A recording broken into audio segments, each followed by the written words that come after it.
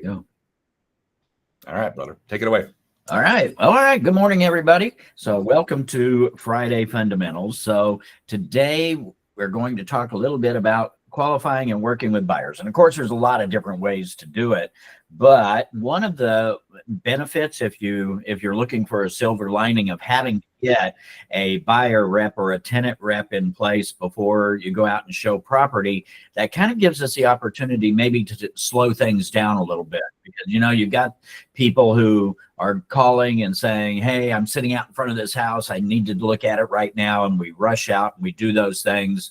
But now we can't without having a buyer rep in place. So that kind of gives us the opportunity to kind of take control of that scenario, that situation, and maybe even open up the possibility of a buyer consultation, the ability to consult with this buyer, get a little bit of information rather than just rush out and go out and start showing property. And I know that still happens. We still have a lot of times where there's just no other way of getting that done. We might have to take a buyer rep with us, but this does give us an opportunity maybe to take control. And so, like I said, there's a lot of different ways of qualifying and working with buyers. And what I'm going to share with you today is the way that I've always done it, the way that I have always worked with a buyer, tried to find the information that was necessary in order to really be able to help them and not waste time. And that's the key point here, is that where a buyer consultation will help in a lot of ways is that you don't waste time. You don't waste your time. You don't waste the buyer's time. The buyer, in most cases, will feel like that you are actually taking an interest in what it is that they want to achieve rather than what you want to achieve. And so that's what we're looking at here. And so we'll go ahead and get started. If I can find there it is. All right. So like it says, operating real estate business in a perfect world would mean that everybody you come in contact with would tell you the truth as to whether or not they're actually serious about buying or selling, honest about whether or not they're willing to work with you exclusively, and be honest with you about whether or not they have the ability to buy. Of course, key word out of all of that is honest, and we know that that doesn't always happen. On top of that, they would be perfectly willing to tell you all those things before you spent any time or effort on them. And so, of course, we do have to get that buyer rep in place. So this gives us really, like I said, the opportunity to take control of that meeting or take control of that relationship that's being created and say, hey, before we get out there, let me get some information from you to make sure that what we're looking at here, that we're catching all the properties that will actually apply to what you're looking for. And so here we've got this real estate truism. You're not operating real estate in a perfect world. And of course, it gives you that definition of truism. It's a claim that is so obvious and self-evident, we probably didn't even really need to say that. I think you probably knew that you're not operating your real estate business in a perfect world. So operating real estate business in the real world, the world that you and I operate in, means that your time's going to be wasted. Sometimes there's just no way around it. Your time is going to end up being wasted. People will lie to you. People will change their minds. People's situations will change. All of those things can occur. And yes, at that point, probably whatever time you've invested at that point is going to be wasted. But we call that external waste. That's things that happen outside of your control. And those things are just always going to happen. You cannot be in this business and not have those things happen. It's just a given. It's going to happen. So those are things that are outside of your control, external waste. Internal waste is the things that you and I have the ability to control, but for whatever reason, we're not. We're not controlling the things that we can control. And that comes from having the ability to control those certain situations from occurring and choosing for whatever reason not to do it. And there's a lot of reasons why it doesn't get done. I think there's still in this business a lot of people who are very hesitant to push the envelope at all, that they're very hesitant to ask any questions for the fear of rejection. So that if I start asking too much, they're going to pull back from me and go somewhere else, or whatever that reason is. Fear fear of rejection, just not really wanting to get that information. We'll do it as we go along, whatever it is. I don't want to appear nosy. I don't want to appear that I'm getting into their business too much, whatever it is. But we really have to. That's the kind of the job that we're in, is that we have to know, we have to understand, we have to have an idea of exactly what we're trying to achieve here. Otherwise, we're just kind of driving in the dark. And if your goal is to serve your clients, you need to know the information to serve them better. So it really is on their behalf. Yep. That's true. Yeah, we need to look at it that way. We need to look at that. This isn't asking them those questions isn't for us. It's for us to be able to do what we're supposed to be doing for them. So besides the obvious things that we need to do before we run out and show, like presenting the IABS and getting the buyer rep agreement signed, wouldn't it be a good idea to learn as much as we can before we rush out and just start showing? And like I said, a lot of buyers, a lot of agents try to set up that buyer consultation. And this is not new. I've used buyer consultations for well over 25 years. It's not a new thing. It's just a thing. And a lot of things that we find in this business are tried and true, but over time, they just kind of slip away from us. And so a lot of times it's just a good idea to pull it back into the forefront and think about it again. It's like listing. We don't ever think about going out on a listing without having some sort of presentation or something available to talk about when we are out there meeting with that seller. And it should be exactly the same thing with a buyer. And especially now that the buyer representation agreement is much more clear in that by getting it signed and putting an amount of money in there, it actually is committing the buyer to making sure that we're getting paid that amount of money, whether it be from them or from a seller or from a listing agent, doesn't matter. It's the buyer taking responsibility for us getting paid. Now, that's honestly not any different than it's ever been. It's just that now the way that it has been partitioned out, if you will, between the listing agreement and the buyer rep. And I think it's even going to get partitioned out even more by the sounds of things as we go. It's going to become extremely important for that buyer to feel like that, hey, if I'm committing to you getting a certain amount of money, then I need to see what I'm getting from you. I need to know that you're invested in me. I need to know that you're invested in what I'm looking for, the things that I need. And the buyer consultation is a great way to do it. And it would be great if it could be a meeting where you meet with them somewhere and go over all of that. But I do have a form, and I'll share my form. This is only mine. This is not anything that came from anybody other than me. This is all my stuff, and I'm just willing to share it with you, and hopefully it'll help some. And so I'm sorry. Go ahead. No, it's a great time to pitch our buyer guide as well. The home part. Yeah. It's a great way if you need a tool or a lead behind where you can talk about the buying process. It's in your, available in NBC or your center as a buyer guide. So use that. You can have them customized as well, but this walks through the changes, how the process works, what a buyer might expect.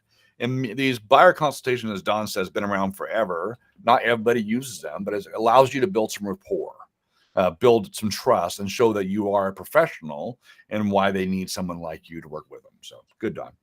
Yeah, I looked at that buyer guide. That buyer guide is awesome. I think that's something that it should be given out at the very, very beginning of any time that we meet with a buyer.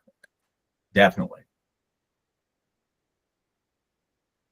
All right. So what do we need to find out? What information are we looking for? Well, again, there's a lot of different ways of putting it together. Our mentoring program identifies it as LPMAMA. I call it LP Mama, but it's location, price, motivation, agent, mortgage, and appointment. So the way that they have it set up, of course, location is the where, price is the how much, motivation is the why, and you can't forget that because that's key in all of this. Agent is whether or not they're already working with somebody or not.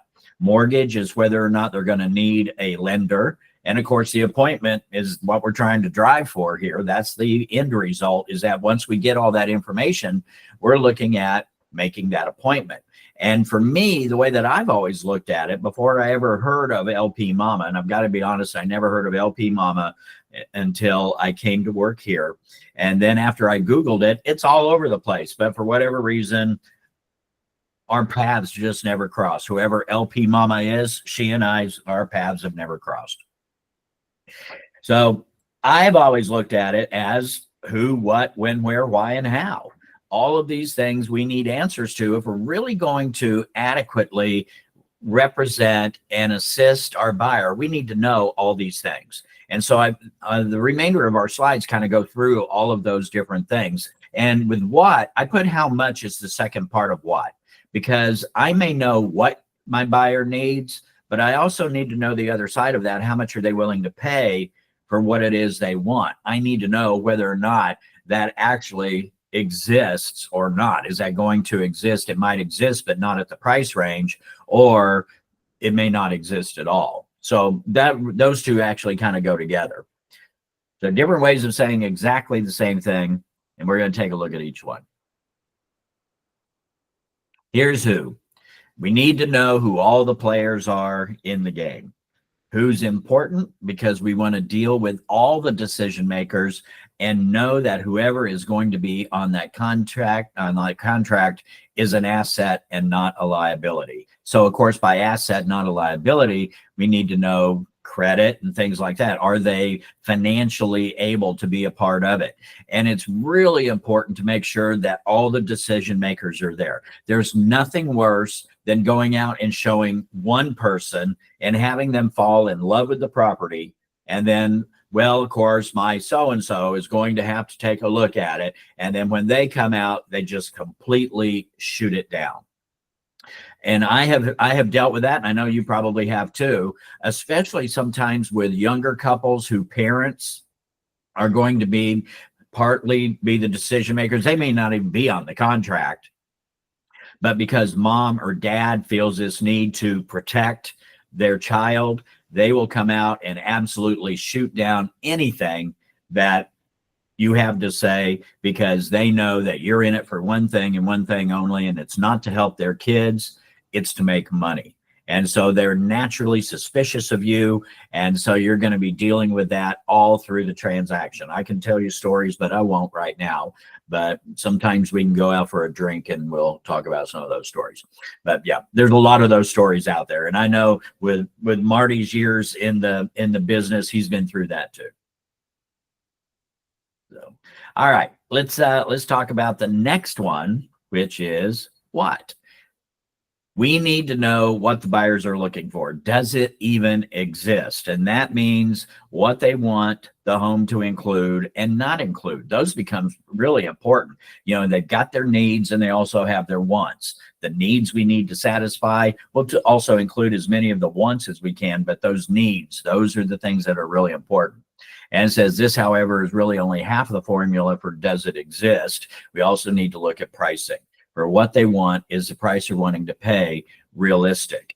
One of my favorite lines has been that if the price that they're talking about is just way too low, it just doesn't exist. Like, I'm looking for a 3,000 square foot, one-story home, not more than 5 years old, on a corner lot with a 3-car garage and a pool, and I don't want to pay more than $250,000. You know, that's like, yeah, right. So does everybody else.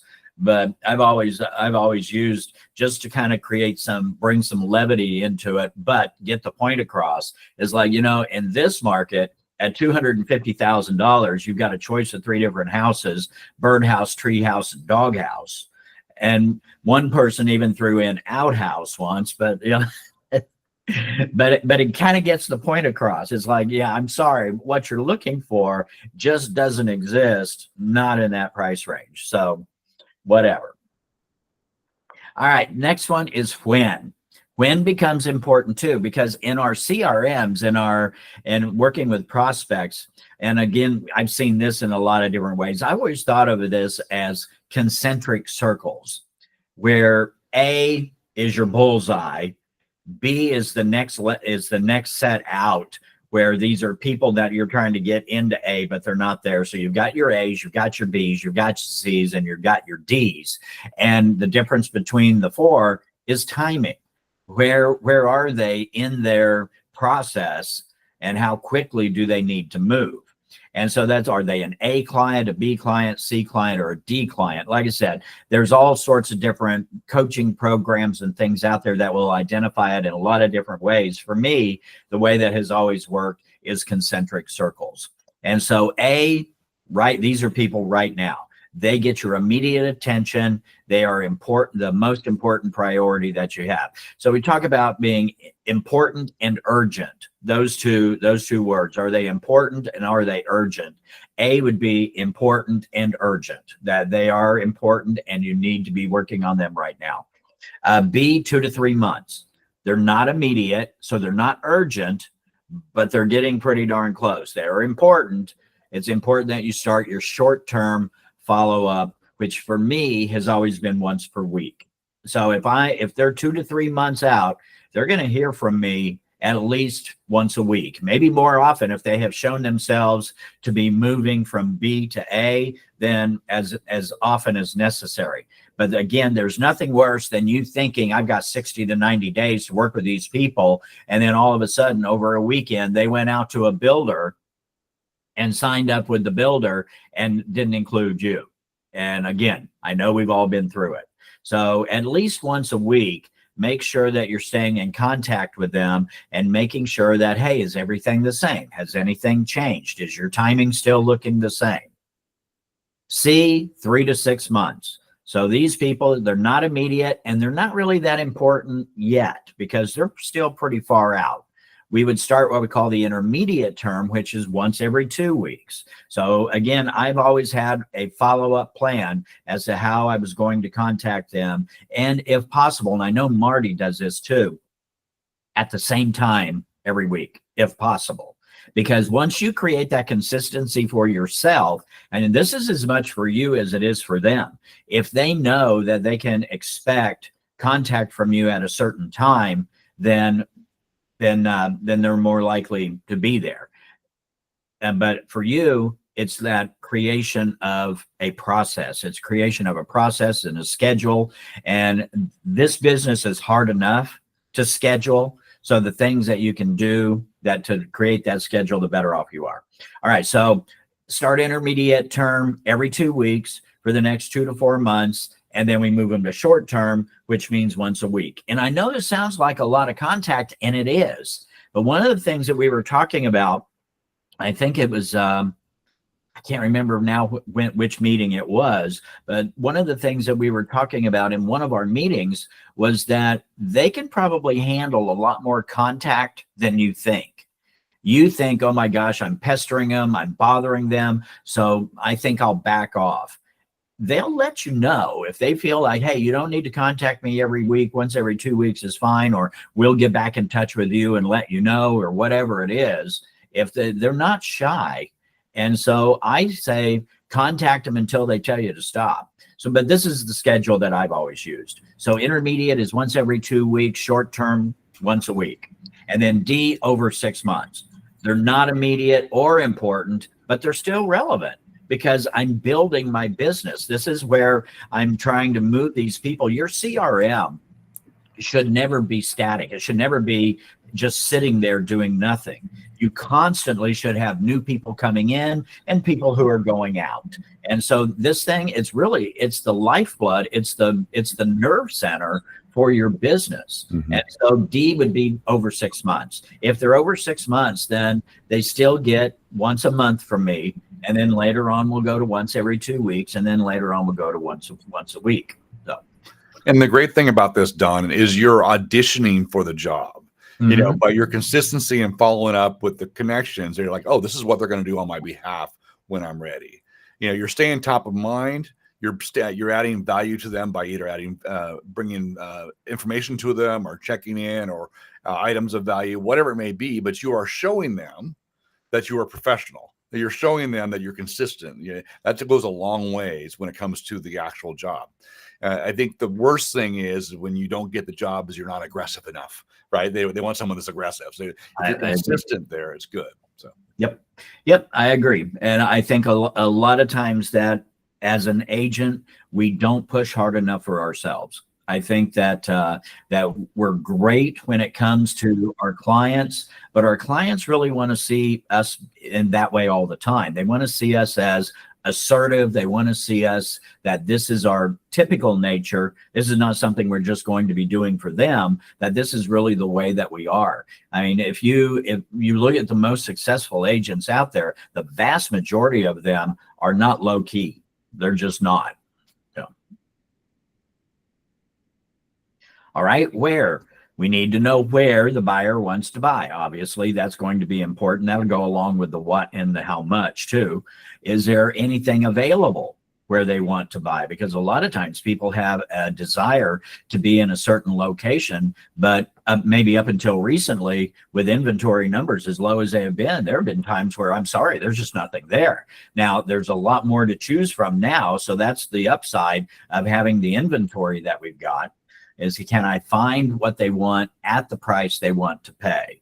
So is it an area that I'm willing to work in? That's the other part, is that where they're wanting to look, is it really something, am I competent there, which of course is a piece of that, but even is it a place where I'm willing to go? If it's on the other side of town, some of us are just not willing to drive that far. And that's entirely up to you. So maybe you can refer them out or do whatever it is that that you need to do in order to help them, where it might not be you individually, but somebody else. And so where obviously is important. And the why. We need to know why this buyer wants to buy. Are they motivated enough for me to invest my time, my money, and my effort, my business resources? Are they really somebody who just maybe looking right now, but they're not really sure? Or are they really motivated to buy? What is it that drives them? A couple weeks back, I think maybe was it our last Friday fundamentals where we talked about no, it wasn't, where we talked about for sellers, the motivation of sellers. What is it that drives sellers? Well, we could sit down and use that exact same list for buyers. The very things that make sellers move, that makes them go ahead and list their homes to move, birth, death, marriage, divorce, job change, job loss, new job, all of those things, the things that make a person sell their home, same thing that probably makes people buy a home. And so if they're that motivated, if they've got that kind of motivation, those are things that are not going to subside. Those are not things that are going to go away. And so that's where your best motivation is. If it's somebody that, hey, my lease is coming up for renewal and I'm not really sure if I want to buy or not, but I thought I'd go out and maybe take a look, then again, this may be more of an education that you're going through, and maybe they're worth it, maybe they're not. This is one of those things too, and most of the big sales training programs, if you get to the why, oftentimes the first why isn't the real why. And so it's oftentimes if they tell you, well, we're looking for this, more space, we want whatever. Okay, well, why is that? Well, we want to be closer to the school. Okay, well, why is that important to you? The follow-up questions really get down to the root of it. And maybe there's a family member, maybe it's safety concerns, maybe it's a community. And then you can use that in a sense, not in a bad way, but later on when there's some questions around, should we move forward or not? You're like, well, this meets your needs, what you said. This the why behind this. If your why is still there, this meets your why. We should probably move forward with it. It's really powerful to bring them back to that you were listening, that you had the consultation, that you asked the why, that you really know their true, deeper motivations for what they were wanting, and you're helping them do it, right? And they're going to be afraid at some point in time. They're going to get scared or cold feet, and that's a great way of getting them past that point and saying, hey, your motivation was this. Is that still the case, right? Be in a safer neighborhood for your kids or whatever it may be. So very good stuff. I think there's even times where it's an eye opener for them, that the thing that they put out there as the why to begin with, that may be the surface thing, but then as it start digging in with them, they start realizing, well, that there's really something else that's pushing us too. Besides that, they're so concentrated maybe on the surface stuff that maybe there's something deeper for them too. And I think sometimes they learn that as they go along too. Yeah, it's really, really good. Again, that also ties you into them in a relationship, a business relationship where they trust you. So, yeah. Yeah. How? We need to know how the sale is going to take place. Are they able to move forward right now with no contingencies, or going to have to put some kind of contingency on there? Have they been to a lender to see if they can purchase, if they're going to be doing financing? How is this home going to be paid for? How much are they willing to spend? So all of that, we need to know the how, because if it's going to require contingencies, we need to look at that possibility. All those things need to be looked at. This is my form. It doesn't look all that great from here. You can't really see it maybe that well. I wonder if maybe I should put it in our downloads. You think? Unmute, but yes, sure, that sounds good. Okay. So this is what I always call the buyer needs analysis. This is my form. And down at the very bottom, you see a row of numbers, 1, 2, 3, 4, 5, 6. So as they go through and you think who, what, when, where, why, how, 6 things. 6 things that I'm going to be trying to look at from them, information that I get from them. And based on their answers, I'm going to decide, are they worth my time, my money, my effort, based on the answers that they have given me. So I score them. So I grade them based on the answers that they have provided. And this form will get all of those answers. If they answer them all, it will get it. I have always, and if I have 2 people, if I have a couple or 2 individuals who are buying property, I always make a game of this. It's like I will give each one their own form, and I'll say, okay, no copying. Answer answer it yourselves, because what does that tell me? It tells me whether or not they're on the same page or not, because that's an important thing too. Because if you've got 2 individuals who are going in together, no matter what their relationship is, if you've got 2 individuals who are going in together to buy a property and what they're looking for doesn't match, at least I have to see whether or not it will mesh. And so it tells me an awful lot by getting this kind of information from them. Is really, are they on the same page or not? Is one of them realistic and the other one not? Who's going to be my problem child, you know? And do you bring this up to the 2 of them when they don't match? You say, hey, you guys kind of want different things. Good. Yes. Yeah. Absolutely. I said, because I'll sit there and review it. I'll sit there and I'll review it. And as I'm looking at it, if I see, okay, so I see a lot of things in common here, but a couple of things, just let me clarify and say what one of them said. And the other one may go along with that at that point and say, oh yeah, you know what? I missed that. So yeah, that is something. So yeah. And I make notes. I mean, I flip it over and I'm making notes. And so they understand that I'm really doing everything that I can to try to learn exactly what it is. You know, that's the beauty of our MLS system, is that if you know what they're looking for, you can narrow it down to the point to where you waste 0 time, that you only find the properties that are going to fit. And they love you for it. I mean, they love you because you were able to really pin it down. We didn't waste our time going out and looking at stuff that really did not work. I mean, I've had buyers who were really ticked off about that, where the things that we ended up looking at did not really match what they said. And it's like, did you pay any attention to me at all? Mm-hmm. On the rare cases, but I want to see more property. Why? Yeah. But one of your points there too, for all of our agents, whether you're working with a seller, a landlord, a buyer, or whatever, taking notes is powerful.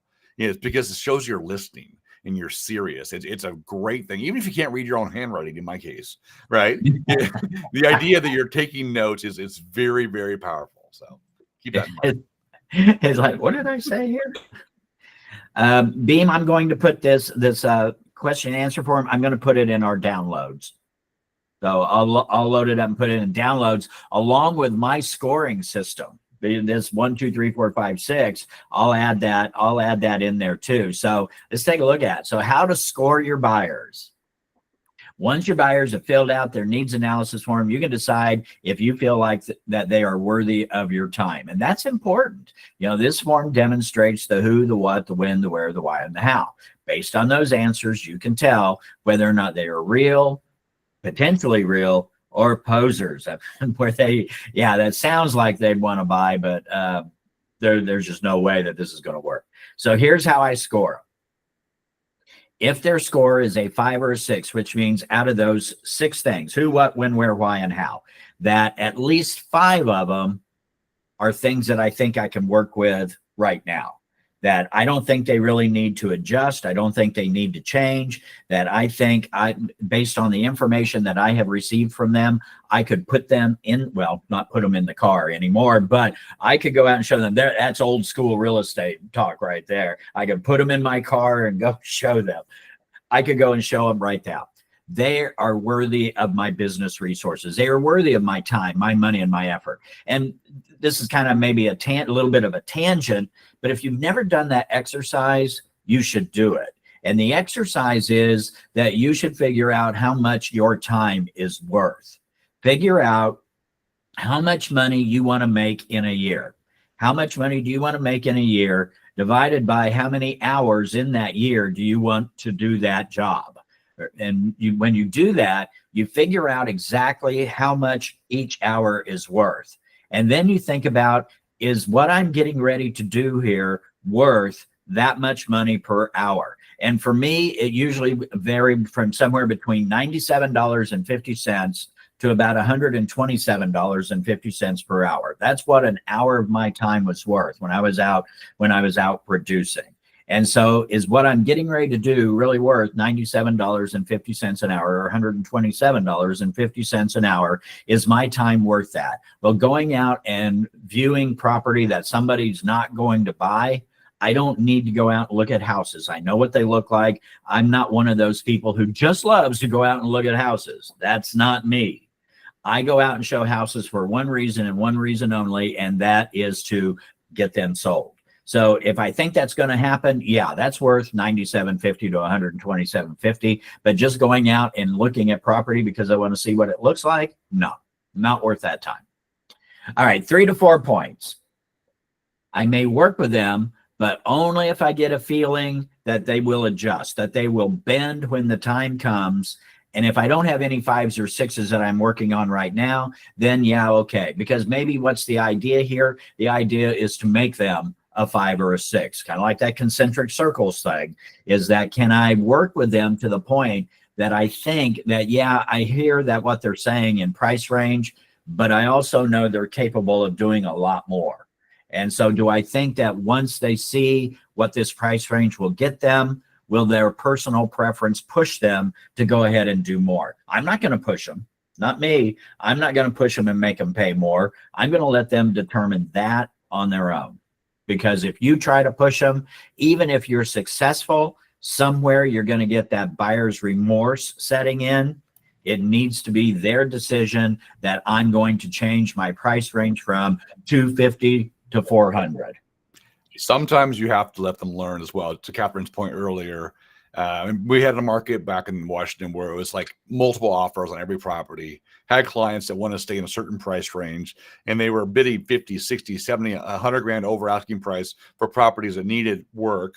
And I go, you can afford more. Let's go look at something that's overpriced. And we come down, we found the perfect house, could negotiate a great deal, and they had instant equity because they went up in price range, but they wouldn't do it immediately. They had to fail on a couple of these deals and be willing to overpay. So, and they're knowing that they could was still one of those things they had to see it for themselves sometimes. Yep. I mean, that's part of it. I mean, that education process is that a lot of times they learn by doing. You can tell them all day long and they will not trust you, especially when it's trying to getting them to drive them to a higher price, because in their mindset is, oh yeah, I know why you're trying to drive me higher, because your commission is based on a percentage of sales price, and so you're the one that stands to gain from this. And so there's a lot of times there is this natural hesitancy to trust what we say, but we have to say it anyway. We have to say it anyway, because later on, when it acts out exactly the way that we have said, it's not going to be us having to say, well, I told you so. It will be them understanding that we told them the truth. But yeah. So, yep, Catherine's right. Exactly right. But it's true. They need to make that decision on their own. Okay, the last one, 1s and 2s. So 1s and 2s, either they need to adjust some things or they don't get my time, at least not right now. Could they become 3s or 4s or 5s or 6s? Sure. At some point they could. If so, that's when they're going to get my attention. They'll get my attention when they have demonstrated to me that they are worth my business resources, my time, my money, my effort. So one of the things I want to just add here, this is an interview process for them as well. You're trying to get their business, but they're also has the luxury or the opportunity to work with you. And I know when you're a newer agent, this is hard to think about. You're like, I just need anything I can take. But as you start getting business in and doing the scoring system, as Don says, and choosing what you do with your time, there's an old adage, right? Whatever you say yes to, you're saying no to something else. So maybe saying no to somebody that it's a better client or whatever. So it's really about what's your time worth, and do they deserve to work with you? You're going to deliver high level service and be better than anybody else out there. So it really is a kind of a mutual alignment there. Yep, it's that mindset of abundance or mindset of scarcity. Yeah. If you believe that there's enough out there, then you can afford to be a little bit choosier. So I ran across this, so I had to just throw it in there. Our buyers, but sometimes the things that they're looking for, they haven't existed for a long time, if ever. But yeah, I just threw that in there. That's the last slide I've got. There are times where, not very many times, but when you've shown everything in a price range for someone that what they can afford, but they keep telling you what they want, right? Desires, and you say, okay, I'll show you exactly what you want. I know what you're asking for, and you show it to them. It's like 400,000 more than they can afford, and they go, oh, okay, yeah. It's like, this is where we're at. It's available, but not at your price range. So what do you want to do, right? Yep. It's all in education. Yep. So, all right. Well, that's all I've got. Any Q&A for Don? Very good, Don. Thank you, as always. I love the way you teach this, but it really comes down to communicating, taking the opportunity to not only say, yeah, I'll work with you to this business, but it's like, do I want to work with you? Is this worth my time? And then if I do work with you, this is what you get. You get the benefit of me being fully focused in your business, finding exactly what you want, saving you time, and probably saving you money in the long run. So as your agent. Absolutely. Yep. Yeah, it really is. When it comes to whichever side of the transaction that you're working on, you just really want to make sure that you're doing the best job that you can possibly do. And this will help you do that. The more that you know about the people that you're working with, the better equipped you are to help them with their needs. So. And doing this, it won't eliminate people ghosting you. It won't eliminate people going and working with their cousin instead of you. But it will diminish. It will limit. It will make it less likely, if you will. So. And I think the relationships that you do end up keeping, I think it will make them stronger.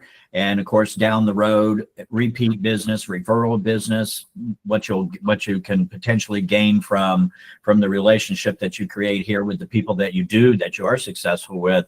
I think there's probably an intangible there that we hadn't even mentioned. Yep. Larry has a hand up. Yes, I have a different question from what he's teaching. I was impressed with the meeting yesterday when I saw people doing sales of 5 million, 10 million, and so forth. So my question is, in this environment that we have high interest rates, how do agents get business? But you still have business out there, no matter what interest rates are. Marty and I have been in this a long time. I can tell you my very first sale in 1983 was at 17.5% interest rate. It was a VA. It's just what people are used to.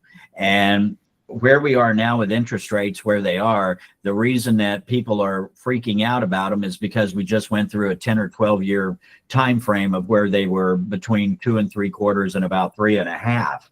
But they're really not that bad. And I think we're kind of, the problem that we have right now is kind of the perfect storm, because you've got high interest rates, you've got high property values, which adds to the monthly payments. And up until recently, we had very little to choose from. We had low inventory, and that part's being taken care of.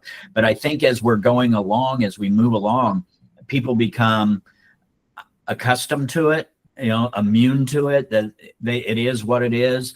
I think a lot of our business right now is coming from the people who have maybe wanted to do something over the last 2 to 3 years, and they waited and they waited and they waited for interest rates to come back down. They didn't come back down. And so they're getting to the point where it's like, you know what, I've got to go ahead and pull the trigger. So, our sales numbers are up. They're not up a lot, but they are up. They are back to where, that's one of the things that we saw in that meeting. I think was it yesterday, where we're back to 2019 numbers at least. Yep. So, we're gaining.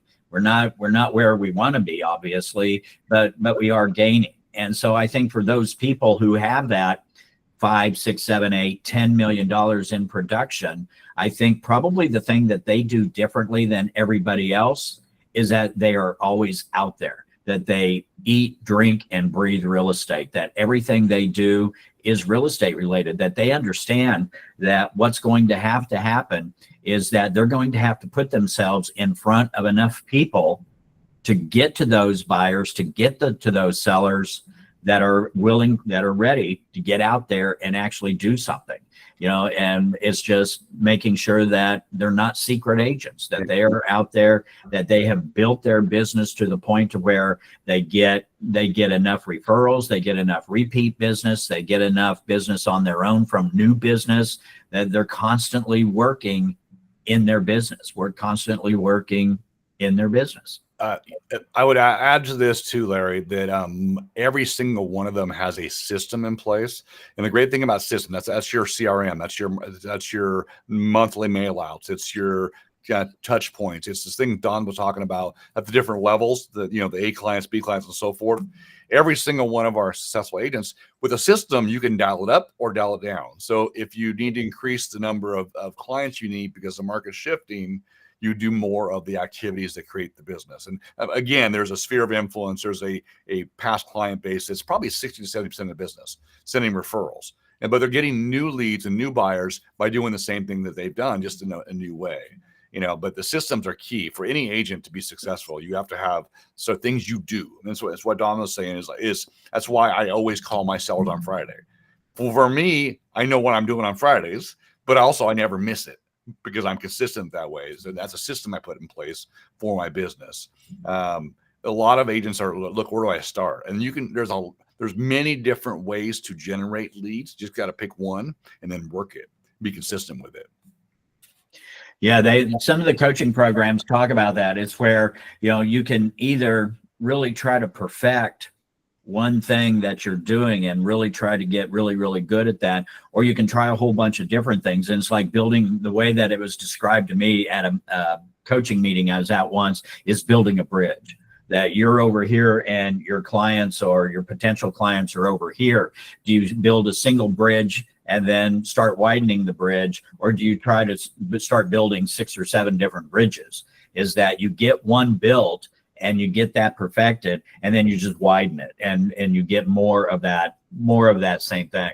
And I'm a visual person, and to me, being able to visualize that really, really, really said something. That's really good. Some of our agents are very social media, video, that's their bread and butter. Other people do mail outs. Other people do networking. Some do direct mail or whatever.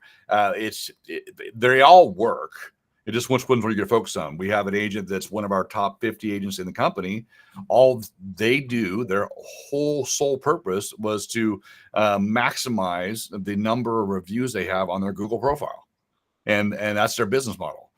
So that as long as they have 5-star reviews, at least 40 of them, now they're generating enough business to support themselves. So there are different ways. Yeah, we're really in a wonderful time in real estate, believe it or not. And what's wonderful about it is technology. Technology will never replace us. And there's always been that argument that will they replace us? The answer is no. But what technology will do is it will put you in front of more people than you can be in front of on your own. And this business is all about being in the right place at the right time. And we can use technology to be in as many places as we can possibly be, as often as we can be there, much more than what we can do on our own. And I've said this 1,000 times. I've been through three real estate cycles now in my career, where we've had down times and we've had up times. In these down times, if you want to look at them as down times, this is the time to perfect your systems and your processes. This is the time to do that, because when things get better, and they will get better, those systems and processes will just shoot you to a much higher level than you could ever truly believe. You may be doing a certain amount of business now, but when the things start picking up, you may do 5 to 10 times as much business as you're doing right now, because you've got those systems and your processes in place. Really good. I've only been through 2 downturns, so in my career, but I will say this: I'm definitely a glass half full guy. I do see things shifting in the right direction. We don't know when that is, but I think it's get ready. Put things in place right now. I think we're going to be very busy in the near term, if you will. I just think the market's got to shift. I think, it has to. I think if we just get interest rates down to 6. Anything below 6, yep. I think it'll go crazy. I really do. Yep. What are the best 3? What are the 3 best strategies we can use?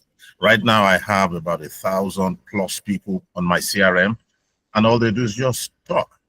I'm sorry, just send me emails, just chat. Nobody's buying. So, what are the best 3 strategies we can use? Thank you. I think you got to mix phone calls in there. I do. They just talk. Good. They just talk. Phone calls, personal note cards, those are all old school stuff. They do work, but also you have to go through your database and kind of, there's a sort of a sorting, as Don did. You have 1,000 people, but you don't know where they're at. They just bought, where they're renters or whatever. You need to sort them in that way. And then you need to start adding items of value. This is one that Buffini teaches, as other Ferry teaches. The idea is not just calling to see if they're ready to buy, but saying, hey, your home is now worth this. Send them a market analysis, or send them, hey, this is what's happening in your neighborhood real estate wise. Hey, rent interest rates are expected to drop in this way. This is the inventory. Things where they can go, oh, this is very valuable, tying you to the fact that you're the expert on real estate. And so it's just, and then they're starting to getting them to engage. That's the key thing there. Yeah, more than just talking. It's like, okay, let's talk about this, and here's the value, and thank you for sending that, and that consistency level as well. So I think those are a good places to start. Yep. Marty, Catherine had a couple of things in chat. So first one says, at what point do you convince them they need to be checked the crime in the area for those out of town who are not aware? And it says they just look at the prices and then they think that's it. And then do we have a preferred link to check crime statistics? So I don't. I don't either, but they can Google it. And of course it's part of their process to determine. And that's, we've got to be really careful with that stuff, especially because they're going to ask you as the agent, they're going to say, is this a safe area? And that is always a question. It's like, what do you consider safe? It's really, that's not my place to make that determination. There are statistics all over the place. They are made out to the public. You can contact the sheriff's department. If you're in a city, you can contact the police department. That's usually where I tell them that the best source that I have found is to go to the horse's mouth, go directly to who would have those statistics. Because if you start looking at websites and things like that, it all depends on who's putting the numbers together. You can make numbers say anything you want them to say. That go to the source of who deals with it all the time. That's what. It's interesting, Catherine, right? It's like my daughter was just renting apartments up in the Seattle area, and I've been there for my entire life. And so she goes, there's a great deal on Othello Street. I go, you're not renting in Othello. Why? Okay. I'm her father. I still say, it's not it's cheap for a reason. Now, or find a more safer area, but you can't do that for clients. You got to say, check your stats out, make sure you're looking at things. Obviously, you get what you pay for, right? What's important to you? You look at school rankings, look at crime statistics, whatever. But as agents, we need to be advise them like we always are. Hey, you should talk to an attorney. Hey, you should talk to an accountant. You should you should do your research. This is your time to do so. Due diligence. Yep. And this is what I'm dealing with right now. I've got a couple that are buying a house for their daughter, and she's expecting, and she's got a 18-month-old, and her guy works all day, and she's home alone. And so I'm like, oh my gosh, here I am showing these very low-end houses in areas. And what I did is I said to them, did you check the school rating on that? So I try to ask them those questions to prompt it, but sometimes it's a little tough. And that's why I showed so many yesterday. Of course, we have one, the key was broken, the door, we couldn't get in. But but we still wasted the time driving there. But anyway, yeah, there's things that we got to watch, with being able to put somebody in the home where they belong, because that's going to affect your referrals and stuff in the future too. So be careful with that. Yeah. Yeah, I think when it comes to personal things like that's really something more that they can answer for themselves than we can answer for them. And it's like, they need to do their research, they need to do their due diligence and see if they feel that it's safe for them. Because for some people, depending on where they come from, anything might be better than where they are. Who knows? No. So. Is that it? That's it. Don, I got one thing to add to that. I did a lease a few years back, and it was in an area that I was like, well, if you could just up your price just $100, we could get you,